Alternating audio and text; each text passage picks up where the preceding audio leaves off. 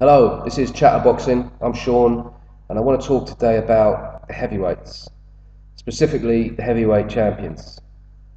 A couple of days ago, Tyson Fury sent a tweet calling out Anthony Joshua and Deontay Wilder. I'm paraphrasing here slightly, but something along the lines of that bitch Klitschko in October, then the weightlifter AJ, and Hollow Wilder. Not sure what he means by hollow Wilder, but anyway, he's called all three of them out. He wants to make the fights, so he says. Deontay Wilder has said the same thing. Again, like both of them, this is what they're saying. Let's hope it comes to fruition. What I want to do, I want to talk about all three of them, kind of give my opinions on all three of them. First of all, we all know that Tyson Fury is the real champion, because obviously Vladimir Klitschko was the man. Everybody knows that. Tyson Fury went there and beat him, so he's the real champion. But he's not the champion in the same sense that, well, he is the champion. I mean, not like Vladimir Klitschko, where he was just clearly the man. Everyone knew he was the best, and he was that's why Fury is the champion, because he's beating that person. But there is still some people out. There are people out there who think that he got lucky. Wilder and Joshua and other people would beat him easily, and he's not really getting that much credit for that victory. So in the eyes of some people, he still has to prove himself to be considered as the real heavyweight, or the undisputable, shall we say? I say undisputed, but undisputable in the sense that everyone recognises that he is the best. So let's start with Tyson Fury. I'm a big fan of his personally. I think he's out of the kind of well-known fighters, he's probably, in my opinion, the most underrated. He doesn't really get credit for the Klitschko win, not from everyone. I've heard quite a lot of people basically blame it on Klitschko himself and try to say, oh well, Klitschko. I've even heard people saying that Klitschko basically beat himself. It wasn't really as if Tyson Fury just went there and just completely took all his weapons off him, intimidated him before the fight, went out there, just took all his tools away from him and convincingly beat him. A lot of people are basically saying, oh, Klitschko just kind of, suddenly he was like, he turned old overnight. I mean, they weren't saying that prior to the fight, but, that's just how it goes, I suppose, to some people. I don't know how much of it is really Fury's fault, in the sense that a lot of people don't like him. A lot of people don't like his personality. A bit like Floyd Mayweather. I'm not saying that before anyone goes mental, I'm not saying that Fury is Floyd Mayweather. Obviously, Mayweather is nearly 40 years old. He's been, at the top like for years, proving himself time and time again. I'm not saying that Tyson Fury's done that. But what I am saying is that because of Floyd Mayweather's, well, whether it's his personality or whether it's kind of public persona, whatever the case may be, a lot of people don't like the bloke, and they don't really give him the credit he deserves because of their personal dislike for him. I think Tyson Fury suffers from the same problem. Also, the fight against Klitschko, it wasn't like I don't want to use the word like kind of casual fan, like in a sort of derogatory sense. Because obviously there are a lot of people who are hardcore boxing fans that don't particularly like that either. That's fine, everyone can like what they want. But it wasn't like a particularly action-packed fight. So a lot of people look at that and they think, oh well, it was just basically because Klitschko didn't really do anything. They didn't really consider that he didn't do anything because he wasn't able to do anything. Klitschko didn't throw any. People saying, "Oh, he didn't let his hands go." Well, you wouldn't let your hands go if you don't think you're going to hit someone. And Klitschko's been around a long time. He knows what he can do. He knows what he can't do. I think we should all be able to agree that he's quite experienced at boxing, and he knows when to throw a punch and when not to. Now, I don't know, anyone who's ever done any boxing or even had a fight in a pub car park knows that you don't basically throw a punch at someone if you don't think it's going to land. You know what I mean? You don't just think, right, I'm just going to swing a punch and hopefully it will just like take their head off. It doesn't work like that. You have to maneuver yourself into a position to do it. He wasn't able to do that. It's not that he wasn't able to do that because he just suddenly turned into a bum. He wasn't able to do that because of the skill of his opponent. So, yeah, that was something that a lot of people don't really give him credit for. Prior to that, he'd had some pretty good wins. Like started off even at a very early on in his career, he was having like 10-round, 12-round fights against people like John McDermott. John McDermott's no world beater. I'm not saying he isn't, but at that stage in your career, that's quite a solid opponent to be fighting. Where people like Deontay Wilder, for example, you look at the people he was fighting at that point, no comparison at all. So he'd kind of been well schooled from quite early on in his career. He fought undefeated Derek Chisora, I think, like quite early on, beat him very convincingly. Chisora, at that point was pretty good. He beat some good people. He went on to give very good fights to people like Vitali Klitschko. Got robbed against Helenius. He was no mug at that point, Chisora, and he was unbeaten. And Fury was a young man. He was, I don't know exactly how old he was. He was very early in his career. He went to America, beat Steve Cunningham. A very underrated Steve Cunningham, in my opinion. Very, very, very skillful fighter. To go there, his uncle wasn't with him. He got knocked down, and people make a big deal out of that. Like they say, "Oh, he got knocked down by Steve Cunningham." Yeah, he did. He basically walked straight into a big overhand right, probably one of the best punches Steve Cunningham's ever thrown in his life, and it knocked him off balance. I mean, those kind of punches are very difficult to avoid, especially if you're just steaming straight into it. He didn't have any respect for Cunningham's power, and he paid the price. But what happened? He got up and he knocked him out. And Steve Cunningham is a good opponent. I've heard people say, "Oh, well, that means now that like Deontay Wilder would obviously knock him out in one round," because it's just laughable the way some people look at it. Vladimir Klitschko didn't knock him down. Did Steve Cunningham hit harder than Vladimir Klitschko? No, I very much doubt that. I think it's quite obvious that there are other factors at play there.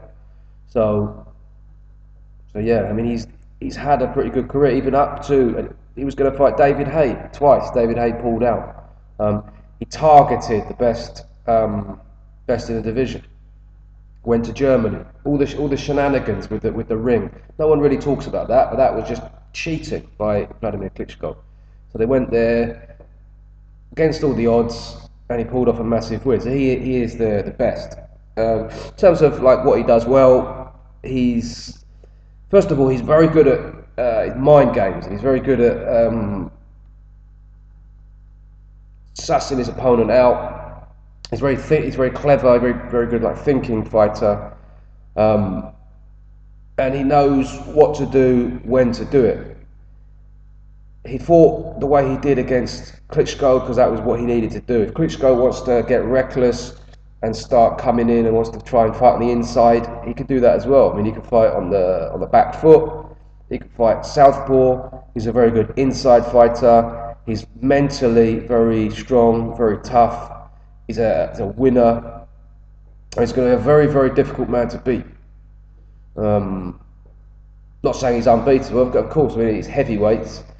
You're going to fight people like Deontay Wilder, Anthony Joshua, Vladimir Klitschko, Luis Ortiz. If you fight all these people, the chances are one of them will beat you at some point, at least. I mean, I saw a video Hatman made, and he basically said that none of them will go undefeated in his opinion at heavyweight, and I agree completely. If they all fight each other, they will beat each other. Some will win against others, some will lose against different people.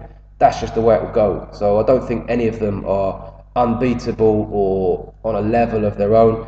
I think Fury is, out of these three, is definitely the most skillful and the most versatile. But he has obviously weaknesses, like everybody does. He doesn't seem to be as hard a puncher as those two. His kind of lifestyle outside of the ring might catch up on him. He doesn't I don't know. I mean, he's quite often out, like, puts on quite a lot of weight. I don't know how dedicated he is to it. So, who knows? Maybe that will catch up on him. It probably will affect his longevity. I don't know how long he's planning on sticking around, but it will presumably have an effect on that. Right, let's move on to Deontay Wilder. Deontay Wilder, in my opinion, is at the same time massively overrated and massively underrated, depending on who it is you're talking to. Let's start with the kind of the negative side of it. A lot of people focus a lot on his weaknesses. Everybody has weaknesses, but you hear people talking about Wilder, and you'd think that he was just some drunk having a fight outside a kebab shop. I mean, to be fair, at times he does look a bit like that, but people make too much of it. They say he's got no balance. He's basically too skinny. He's too reckless. He just fights nobodies.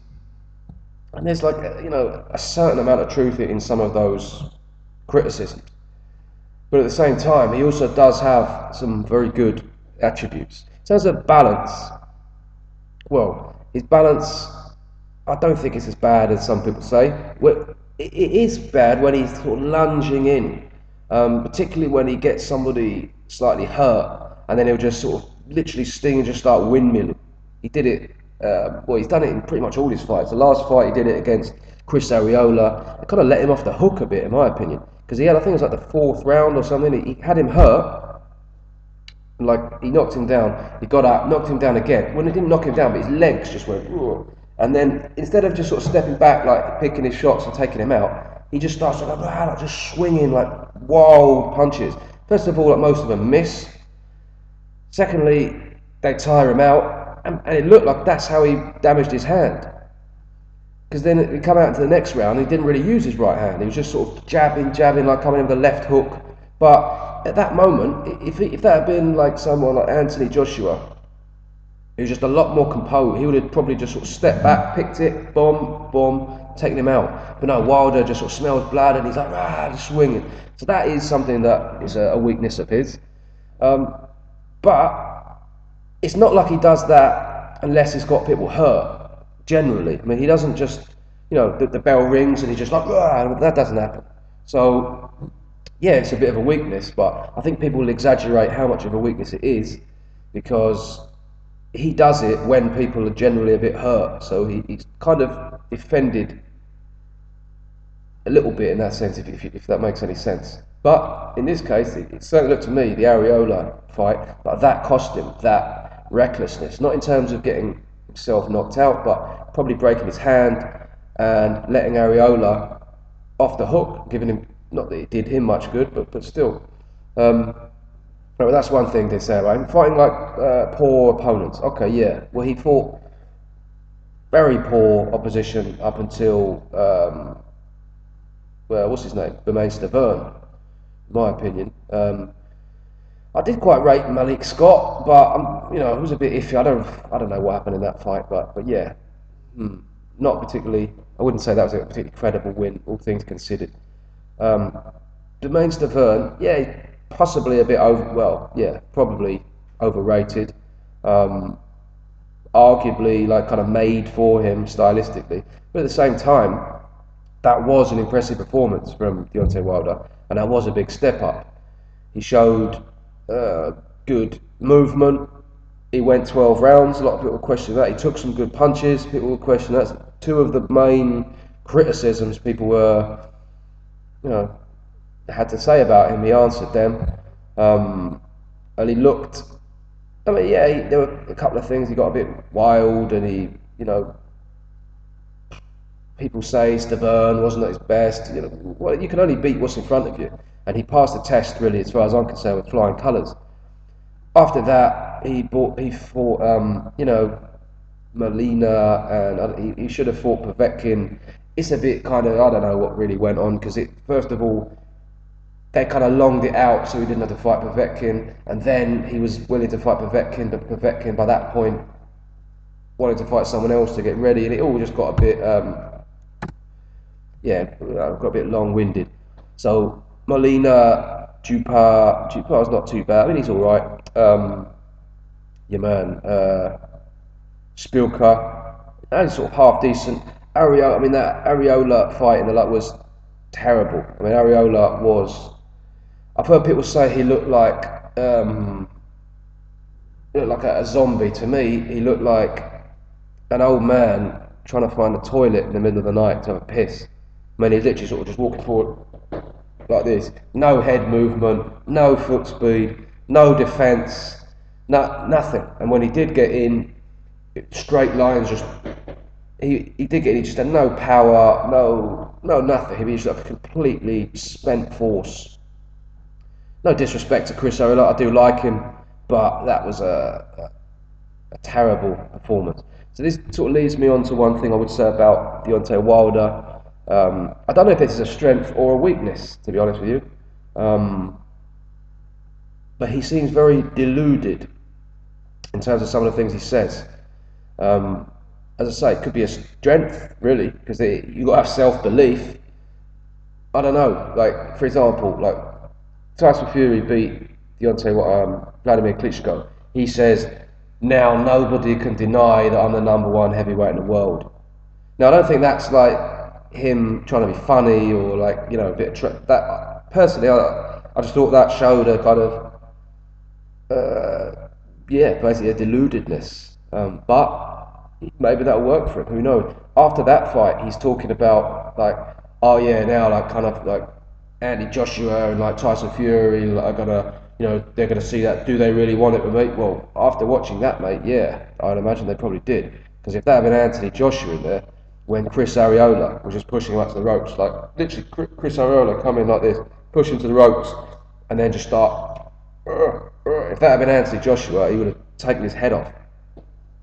I mean, there's no way. Okay, you say he broke his hand in the 4th round. Probably his fault that he broke his hand in the 4th round with these sort of wild punches.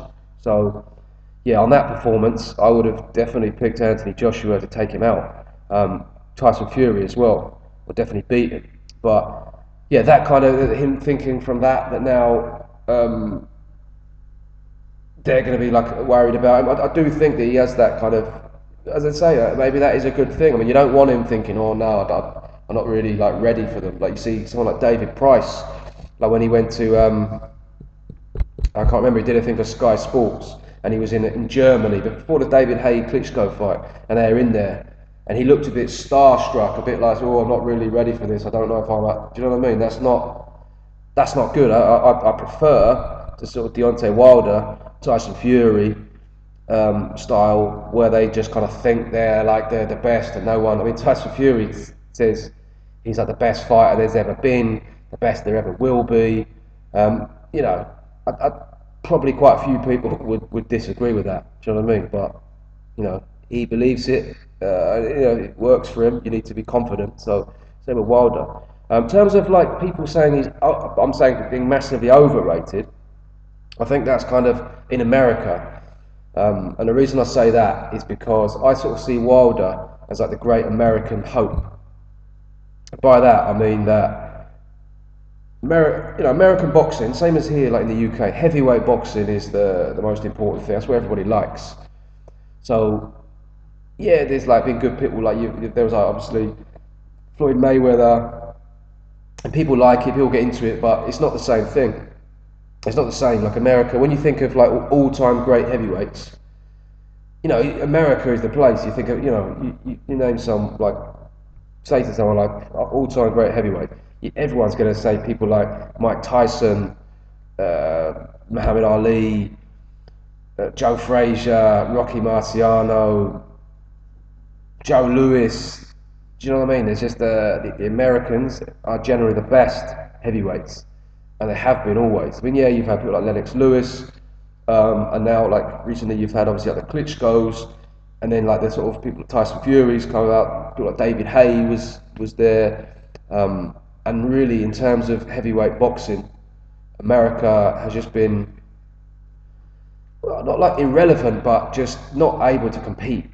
at the top level. So for Americans, that must really piss them off. Like, so that's why I say Wilder's like the great American hope. He can like bring it back, and people are kind of, you know, giving him credit for things that really he hasn't really done yet. They talk about, oh, yeah, Wilder. I know a lot of it. You're just sort of talking to, you know, like sort of fans and stuff, and they're on like Facebook and things like that. And you know, just sort of craziness. People just massively like overrating him. Not so much overrating him, but just sort of saying, oh yeah, well, Wilder would have destroyed all of Klitschko's opponents, and you know, Fury, like Wilder would have destroyed Klitschko. The point is, he hasn't done any of this. So people are a bit carried away with how well he's been able to. Because let's be honest, he's knocked everyone out. You can talk about the opponents are poor. Yeah, for the most part, they've been very poor, but he still knocked them all out. So whichever way you look at it, he's a very formidable opponent, Deontay Wilder. And going 12 rounds with him is no easy task. That's clear. But that said, I've seen people like, for example, watch the Chris Arreola performance against literally you know, as I say, some old man looking for the toilet in the middle of the night. You know, and he's sort of beating him, and people are as if like, oh yeah, now he's like kind of, he's the absolute don, like no one can touch him, based on that. And there's a lot of that, so that's why I say he's like very overrated, as well as I said, very underrated. So yeah, that's my thoughts on him. Anthony Joshua.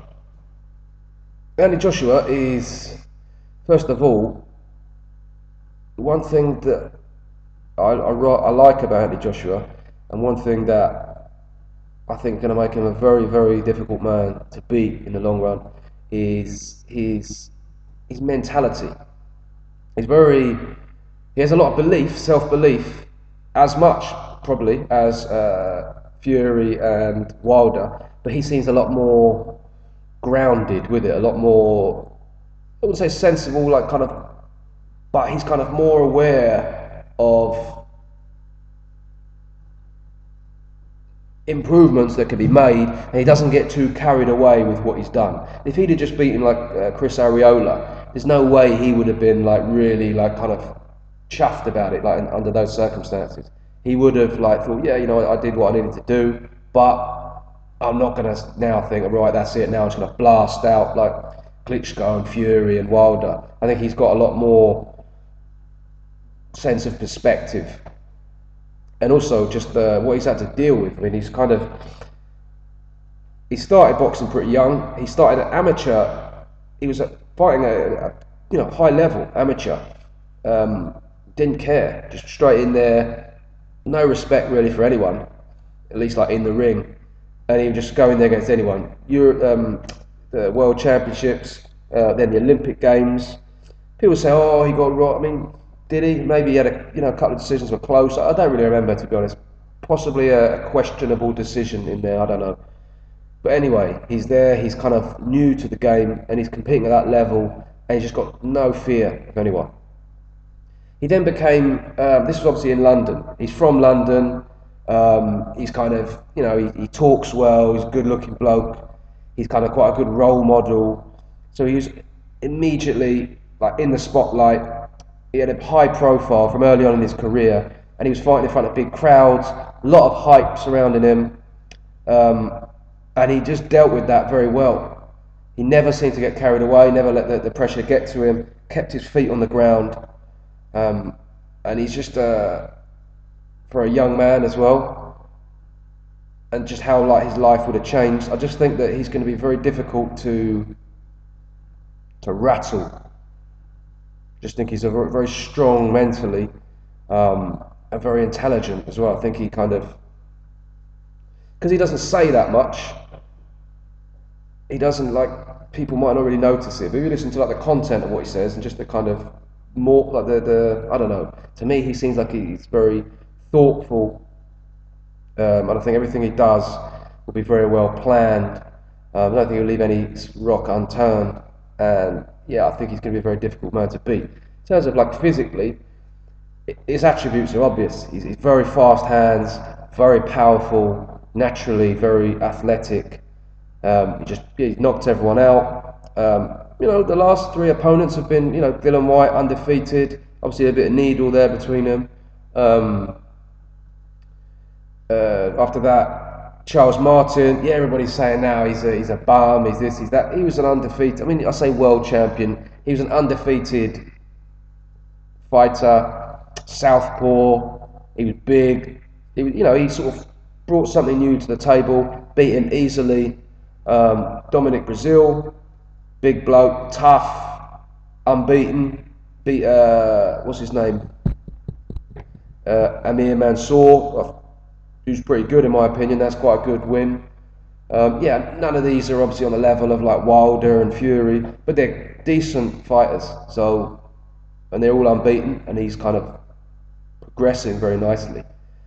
He is a bit stiff, and he's kind of, yeah, I don't know, like maybe we haven't really seen him fight against someone who's a skillful mover, someone like Fury.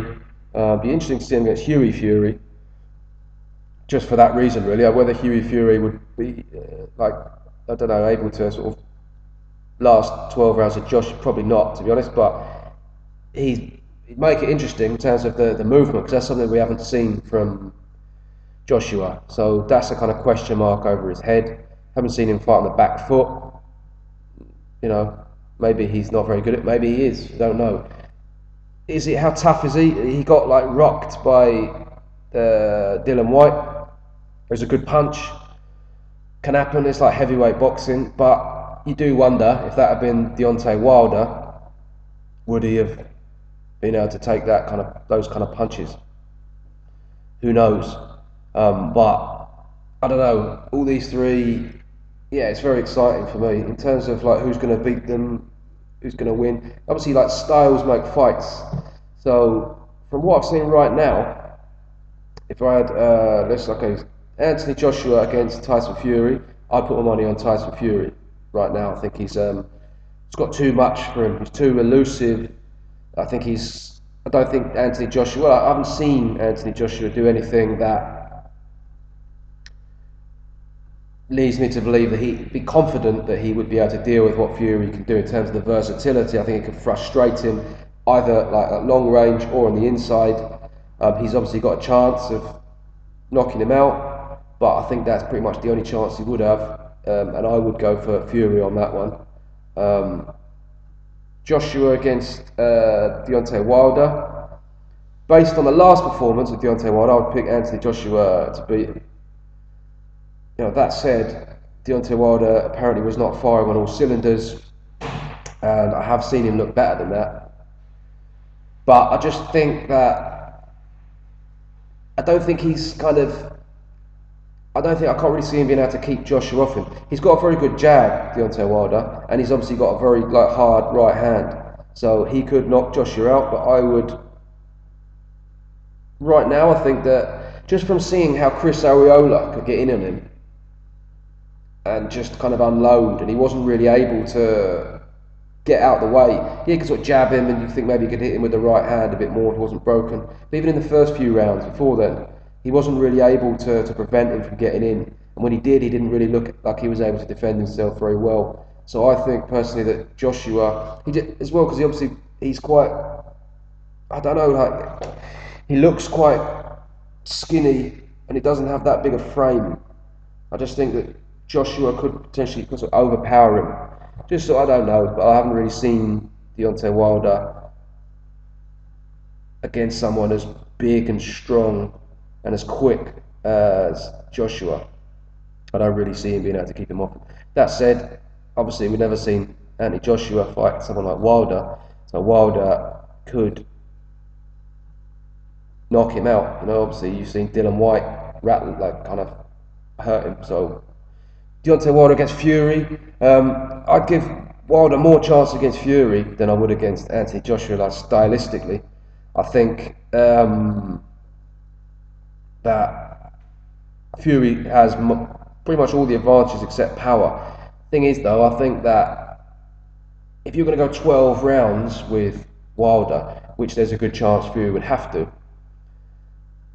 you've got a good chance of being knocked out, because Wilder and he does have he's got fast hands, he's got quick feet, his footwork's getting better, and he also does have, in my opinion, underrated head movement, well, like upper body movement.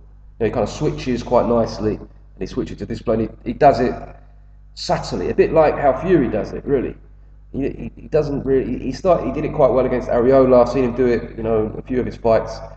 To me, he does that quite well. So he's quite awkward. And then when you think of the size that he has, the range that he has, going 12 rounds with if you're not able to knock Wilder out, basically, is what I'm saying, then there's a very good chance you're going to lose.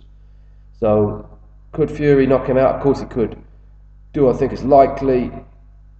Who knows, really? Because like Fury, you just don't know what you're going to get with him. He can just show you something new every time. I would pick Fury to win that, just based on me the gap in skill and the versatility that he has and his ring IQ.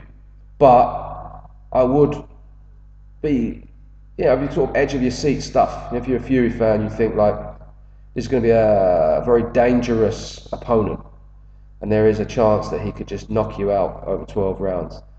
So yeah, maybe make another video about the sort of contenders, but yeah, these three at the moment, they're all making the right noises. I'm a fan of all of them. I like all of them. So yeah, I'd like to see them all fight each other. You know, I like obviously more Fury and AJ because I'm English, but I do like Wilder. I've always liked him. So, I like him as a fighter. I like his personality. So yeah, good luck to him as well. If he can beat those two, then fair play to him. But either way, I'd like to see all of those fights. But yeah, I mean, this has been a bit of a long video because I've got to talk about all three of them. So I'm going to wrap it up now. Well, thanks for listening. See you next time.